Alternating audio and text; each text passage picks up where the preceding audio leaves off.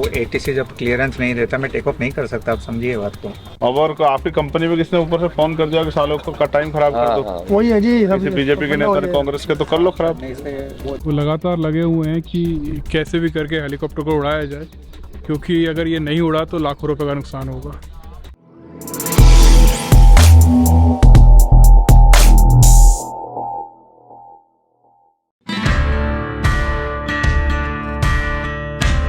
तुम बाबा साहब को मानते हो क्या?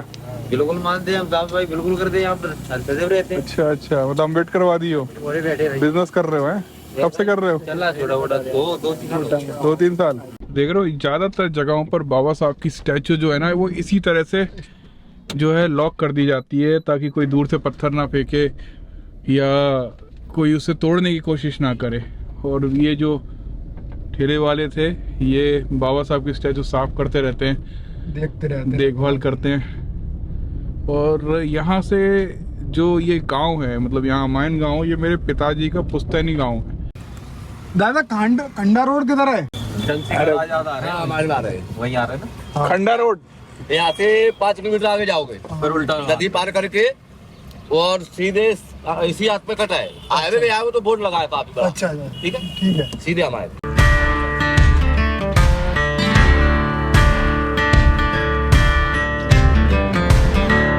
शायद अगर मोबाइल गिर गया हाथ से तो कोई बात ना, एक वीडियो में आ जाएगा मोबाइल से। ऐसी बात है।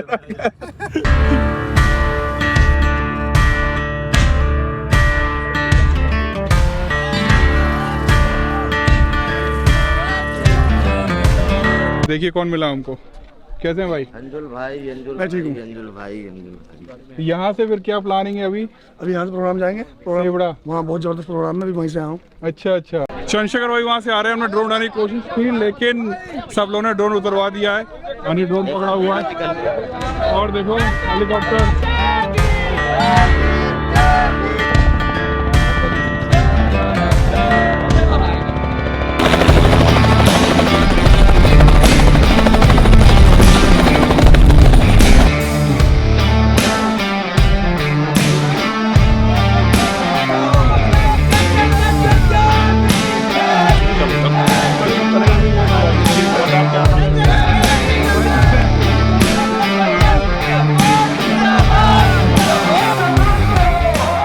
सामने जो है बहुत सारी भीड़ नजर आ रही है मेरे को। मुझे लग नहीं रहा हम लोग स्टेज तक पहुंच पाएंगे। यही देखने आया हूं क्या कितनी भीड़ है। कर रही भीड़ नजर आ रही है, कर रही मतलब बहुत कर रही।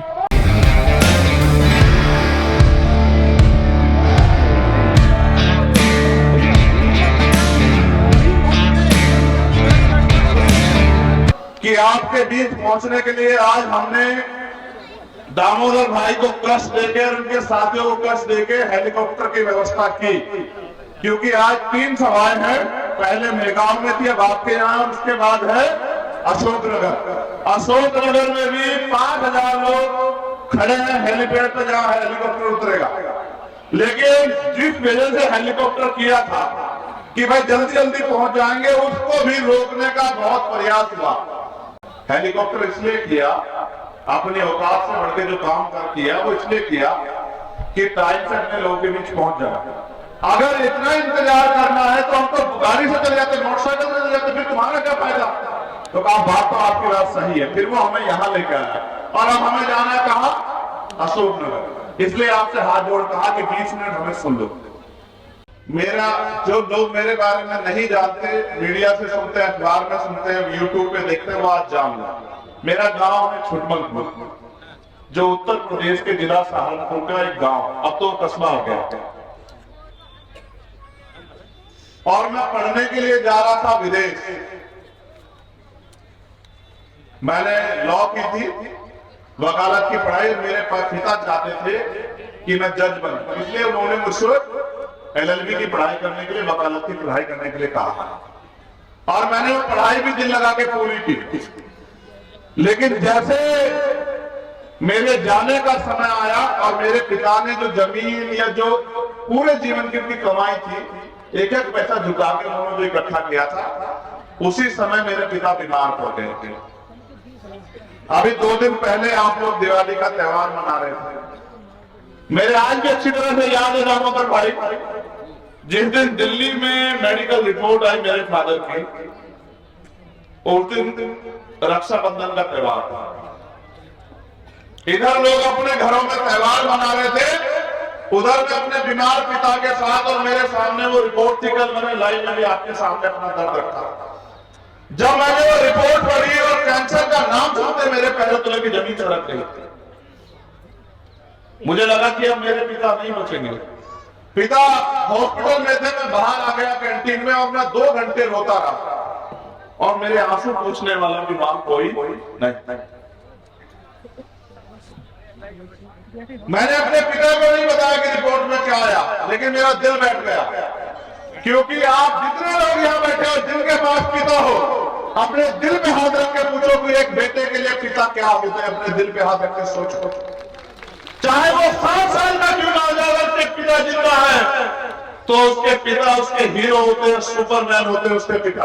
अगर वो अपने पिता से कुछ भी कह दे, उसको ये एहसास नहीं बचपन में कि पिता कहां से लेके आएंगे, लेकिन पिता लेके आते हैं।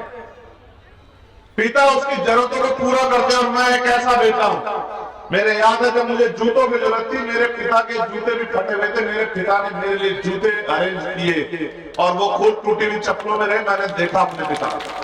भयंकर भीड़ थी और अभी बड़ी मुश्किल से हम निकले हैं। अनिल भाई के धन्यवाद।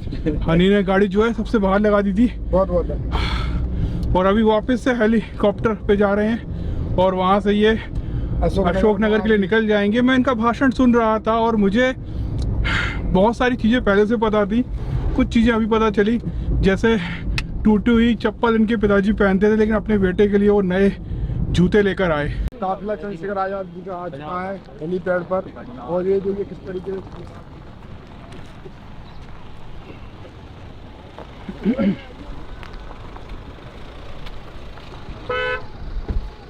भाई एक मिनट है, हम आपका भाषण सुन रहे थे और उसमें बताया आपने कि इस तरह से आपके पिताजी जो टूटी हुई चप्पल लेकर और आपको अच्छे जूते बनाए। आने वाले समय में जो है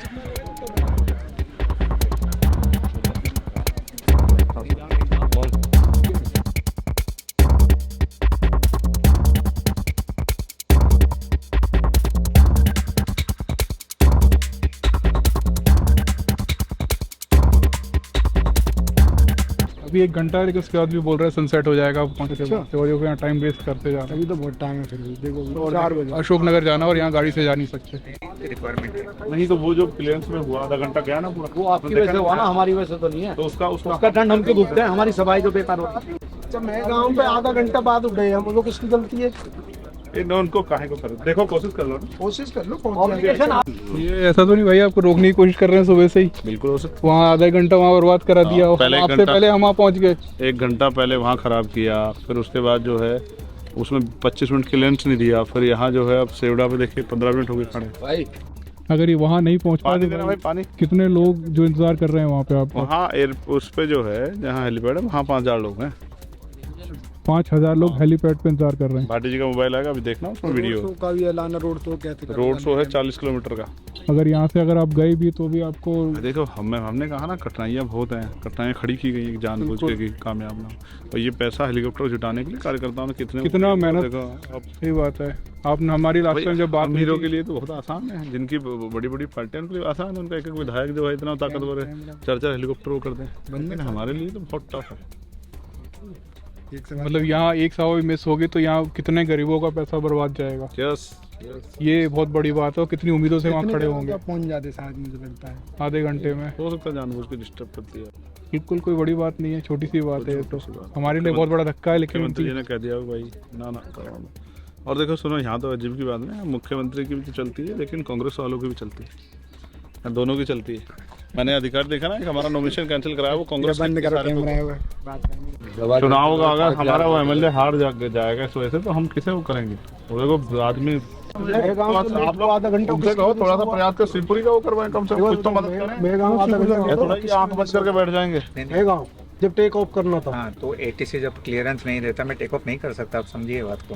नहीं तो नहीं, हमारा हम इस बात से एग्री हैं कि एटीसी नहीं देखता, लेकिन एटीसी जो है आप अपनी परवाह कर रहे हैं कि भाई मेरा लाइसेंस चला जाएगा, हम क्या करें? दतिया पे बाय रोड बाय हाईवे चल रहा है। नहीं दतिया नहीं, ये शिवपुरी तो करा सकते थे, आप लोग थोड़ा प्रयास करो ना। शिवपुरी में है भाई कि भाई उनको शिवपुरी तक तो कर दो। उनको डिफिकल्ट है।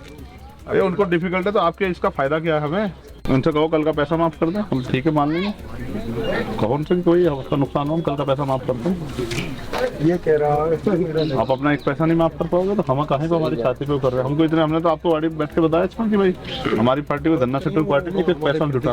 और आपकी कंपनी में किसने ऊपर से फोन कर दिया कि सालों का टाइम खराब कर दो, वही है जी सब बीजेपी के नेता ने, कांग्रेस के, तो कर लो खराब। वहाँ से आपने इसको भैया हमारी जिम्मेदारी, फायर की गाड़ी निकली इसलिए नहीं उड़ रहे हैं, ये हमारी जिम्मेदारी थोड़ी फायर की गाड़ी।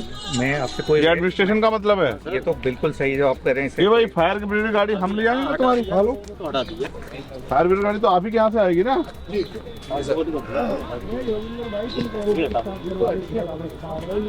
दूसरा आप स्टार्ट करते ना अगर भाटी ने बोल कि आपने स्टार्ट करते हैं। 3:55 का मुझे टाइम था।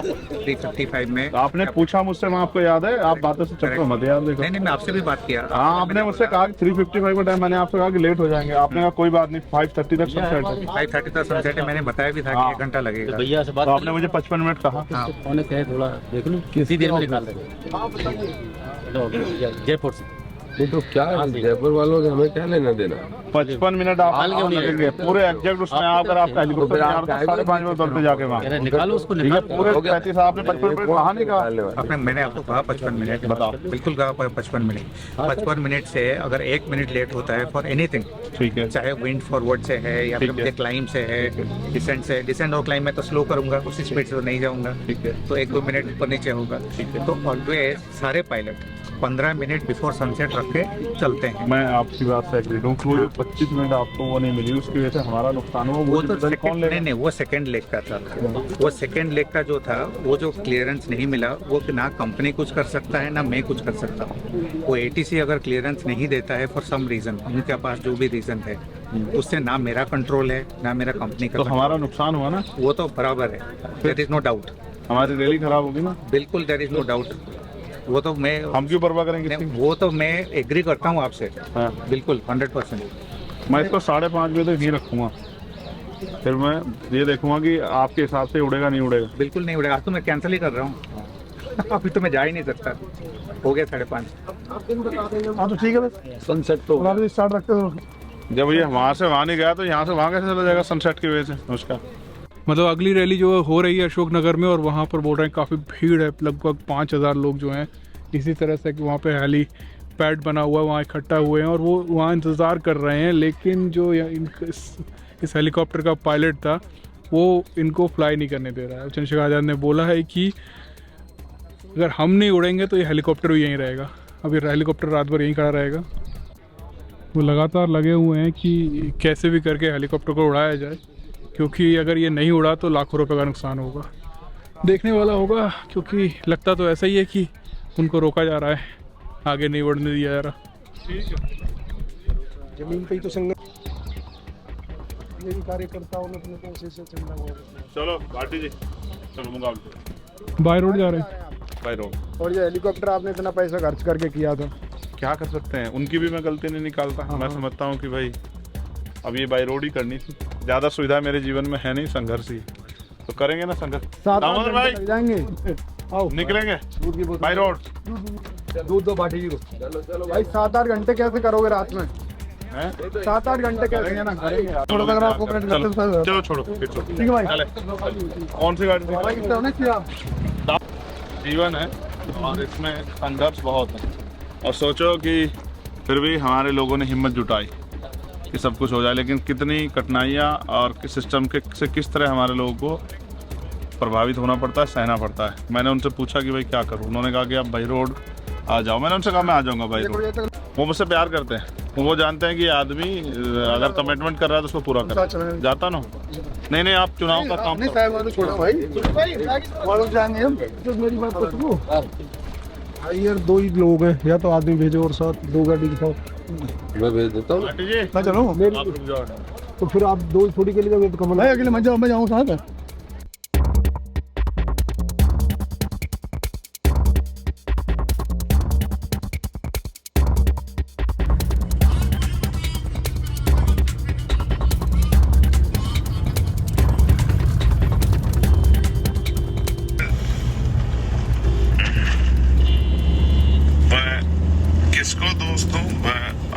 नहीं कह सकता। ये रोज हेलीकॉप्टर हमारे पास रहता भी नहीं। हमने आज तक बहुत सी सभाएं वो अपनी गाड़ियों से, छोटे छोटे साधनों से की है। तो आज फिर जो है मैं निकला हूँ बाय रोड मुंगावली सभा में पहुंचने के लिए। और जो मेरे परिवारजन वहां इंतजार कर रहे हैं, उनकी भावनाओं का ध्यान में रखते हुए, उनकी इच्छाओं का ध्यान रखते हुए, उनकी भावना का ध्यान रखते हुए मैं कुछ ही घंटों के बाद वहां पहुंच जाऊंगा।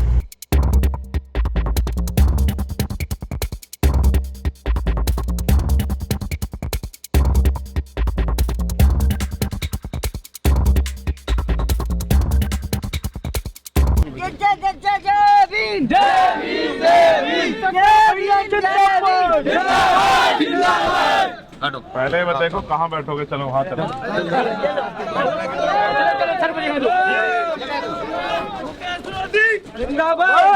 बताओ, ये सभा जो है सुबह होने वाली थी, कब से इंतजार कर रहे हो? सुबह से। कितने बजे से इंतजार कर रहे हो? सुबह 9 बजे से।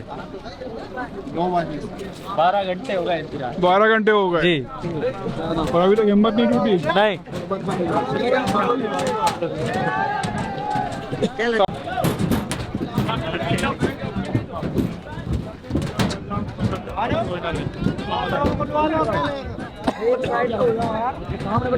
नहीं बैठ जाओ, बस सुनो, बैठो बैठो, जल्दी बैठो। आज आपने बहुत मेहनत करके सभा की, बहुत साधन संसाधन लगाए, बहुत मेहनत की, लोगों को जाके आपने तैयार किया, आप लोगों को लेके भी आए, और अंत मुझे आने में देरी हुई, आपका प्रोग्राम विफल हुआ। क्या सिर्फ हम ये चुनाव के बाद हमारा काम खत्म हो जाएगा क्या? नहीं भैया, नहीं। चुनाव के कितने दिन बाकी हैं? 4 दिन। 17 को वोट पड़ जाएंगे। क्या 18 के बाद कभी कोई सभा नहीं करोगे आप लोग? समाज के लिए संघर्ष नहीं करोगे क्या? तो जिस आंदोलन को हम लोग चला रहे हैं, ये परिवर्तन का आंदोलन, सामाजिक परिवर्तन। ये जो लोग यहाँ बैठे हैं वो लोग हैं जो अपना तन मन धन, अपना सब कुछ जो है इस मिशन के नाम लगा रहे हैं, जो हमारे समर्पित सिपाही, जो हमसे प्यार करते हैं, जो हमें उम्मीदें देखते हैं। बाकी लोगों को अगर उनके समय पे हम नहीं आए तो चले गए, लेकिन अगर सोचो समाज के साथ कोई अन्याय हो जाए तो हम थोड़ा इंतजार करेंगे कि समाज 2 घंटे इंतजार करे, 4 घंटे, हम तो आएंगे ना। आएंगे नहीं आएंगे? हमें क्या फर्क पड़ता है कि वहाँ 10 लोग हैं या 20 लोग हैं। अब मैं तो लाखों लोग की सभा करता हूँ, तुम यहाँ इतनी, तुम्हारी मंच पे तुम लोग आ गए हो, मैं घबरा रहा हूँ क्या? नहीं। तुम्हें एहसास है उस हेलीकॉप्टर वाले के साथ कितने लड़े होंगे हम लोग? हमने उस हेलीकॉप्टर को हिलने भी नहीं दिया, हमने उसको वहीं खड़ा करवा दिया कि जब हम नहीं जा रहे, वो कह रहा कि क्लियरेंस मिल गया, ग्वालियर तक जा सकते हैं। मैंने कहा अब ये हेलीकॉप्टर भी यहाँ से नहीं जाएगा, अब ये रात को यहीं रहेगा, सुबह लोग उसका तमाशा देखेंगे। आपकी और हमारी जिम्मेदारी बनती है, जो हम यहाँ के लोग हैं, कि कल का दिन हमारे पास पूरा प्रचार का है।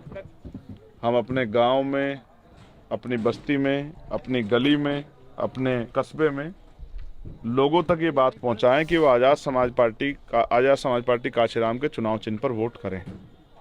अपनी, हमारी बहनों से, हमारी माँओं से, हमारे बुजुर्गों से, नौजवानों से, उन सब से भी हमें अपील करें कि आप हमारी पार्टी को वोट दें। आपने दूसरी पार्टी को वोट दिया, वो जीत भी गए, आपका क्या फायदा हुआ? पहले भी जीते हैं ना यहाँ। अभी कौन सी पार्टी का विधायक है यहाँ? भाजपा का। कांग्रेस का बनाया था, भाजपा में बिक गया था। कांग्रेस का, तो उनको वोट देके तो आपको वैसे भी कोई फायदा नहीं है। उनका ये भी नहीं पता कांग्रेस का जीता हो कितने दिन कांग्रेस का रहेगा, 2 दिन, 4 दिन, 10 दिन, हो सकता है अगले दिन भाजपा का हो जाए। तो हम उन पे क्यों एनर्जी खराब करें उनको वोट देके? हमारी कमजोरी है कि हम आर्थिक रूप से कमजोर हैं, हमारे पास, हमारी जेब में पैसा नहीं। दुश्मन इस बात को बहुत अच्छी तरह जानता है, इसलिए वो चुनाव के समय लुभावने वादे करता है, और कहीं कहीं वो हमारे लोगों को पैसे देके उसकी वोट को खरीदने का काम करता है। जी भैया।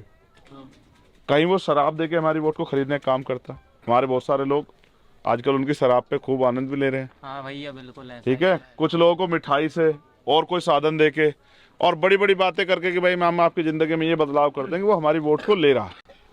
और वो ये सोचता है कि अगर ये अपने लोगों को वोट देने लगे तो जो डोर इनकी हमारे हाथ में है वो डोर छूट जाएगी।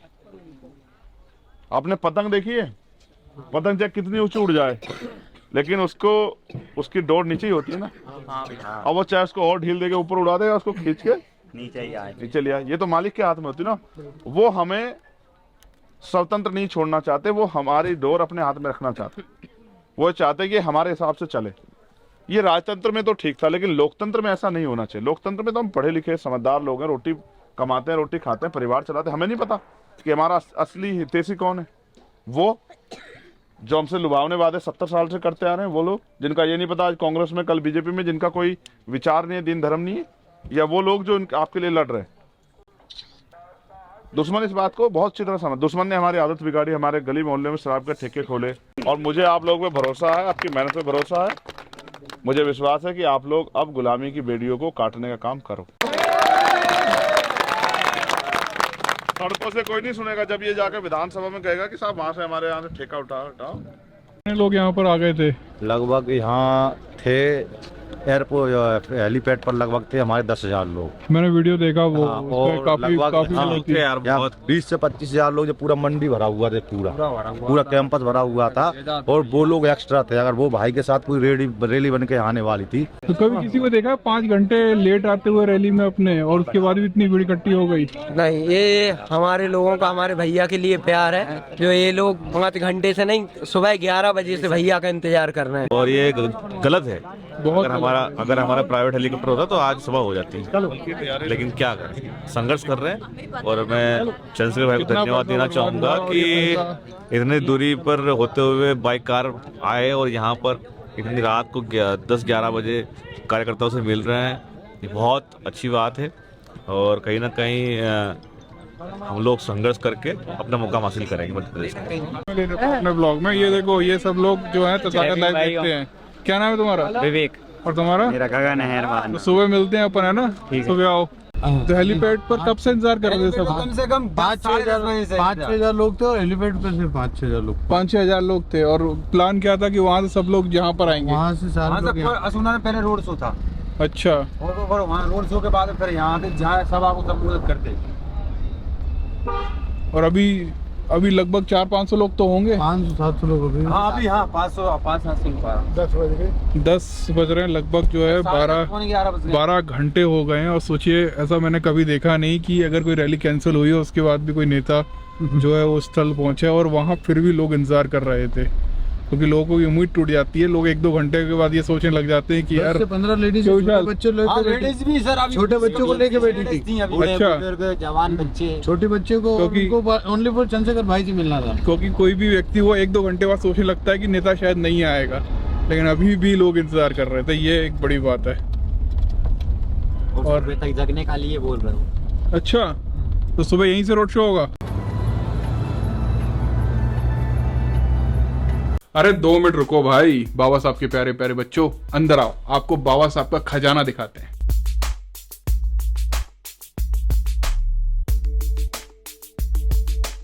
अगर आपको हमारी किसी भी तरीके से मदद करनी है तो हम डोनेशन नहीं लेते। हम एक वेबसाइट चलाते हैं तथागत.live, जहां पर बाबा साहब का पूरा साहित्य, हमारे बहुजन नायकों का पूरा साहित्य, कैलेंडर, बुक्स, जो भी आपको कहीं भी देखने को नहीं मिलेगा वो हमारी वेबसाइट पर है। आप अगर वहां से ऑर्डर करते हैं तो वो सारी चीज़ें आपके घर तक आएंगी। बच्चों को ए से अम्बेडकर पढ़ाइए, का से काशीराम पढ़ाइए, इंग्लिश, हिंदी, तमिल, तेलुगु, हर भाषा में हम बाबा साहब का साहित्य बच्चों तक पहुंचा रहे हैं। और मराठी भी। इसी के तहत हम युवाओं को अम्बेडकरवादी विचारधारा से जोड़ रहे हैं। अगर आपको बहुजन नायकों का कोई भी साहित्य खरीदना है तो आपको मिलेगा तथागत.live पर। तथागत.live डालेंगे, आपको वहां पर बहुत सारी किताबें खुलेंगी और वहां पर आप जब भी कोई सामान खरीदते हैं तो वो आपके घर तक पहुंचाया जाएगा और हमको इससे काफी मदद मिलेगी।